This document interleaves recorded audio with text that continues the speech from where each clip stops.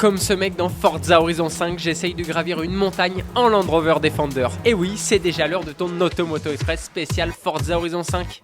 On se retrouve aujourd'hui pour une occasion particulière. On va découvrir ensemble le nouvel opus de la saga Forza Horizon. Ça fait un petit moment que les passionnés de jeux vidéo l'attendent. Mais avant de rentrer dans le vif du sujet, j'ai un truc à te dire. Ce jeu est addictif. Après l'Australie et la Grande-Bretagne, Forza Horizon pose ses valises au Mexique. Je n'ai jamais eu la chance d'y aller, mais ça donne vraiment envie. Les paysages sont vraiment variés. Jungle, désert, plage, ville, c'est beaucoup plus diversifié que dans l'opus précédent. Outre ces paysages, ce qui est vraiment impressionnant, c'est les qualités graphiques du jeu. Les décors, la lumière ou encore les véhicules sont extrêmement bien faits. C'est assez bluffant. Je pense que ça l'est même encore plus sur les nouvelles consoles.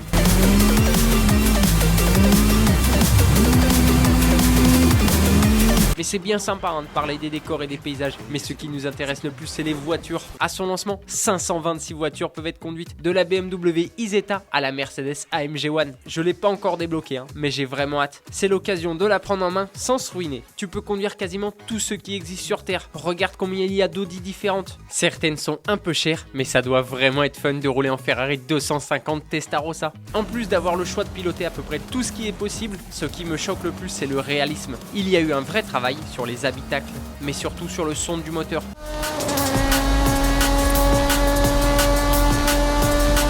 Tous ne sont pas parfaits, mais il y a eu un énorme boulot. Grâce à ça, le jeu est beaucoup plus immersif. Tu as vraiment envie de jouer des heures.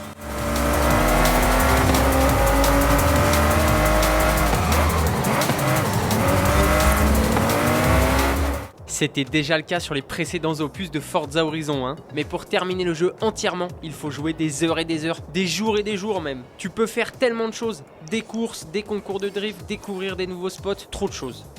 Pour le plaisir, on va se faire une petite course. J'ai choisi la Ford GT, voiture très sympa, surtout avec cette livrée. Il y a du beau monde dans ma course, J'ai essayé d'être le plus propre possible, mais je suis d'accord, il y a encore quelques imperfections.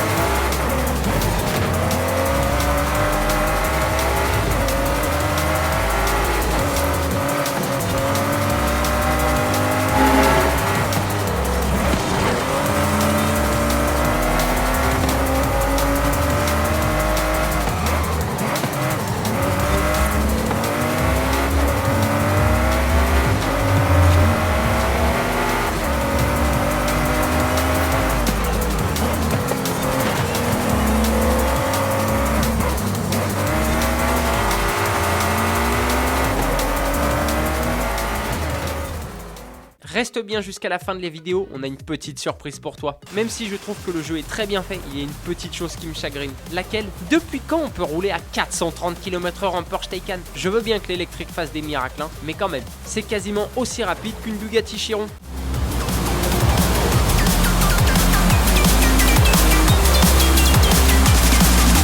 Dans 400 mètres, prenez le virage serré à gauche.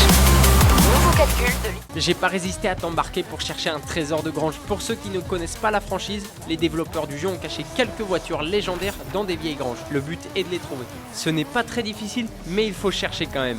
C'est parti pour une chasse au trésor.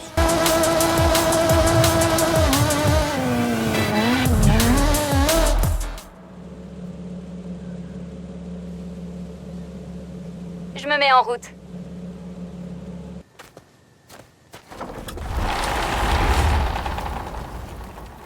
C'est un moteur émis 7 litres qui développe 425 chevaux.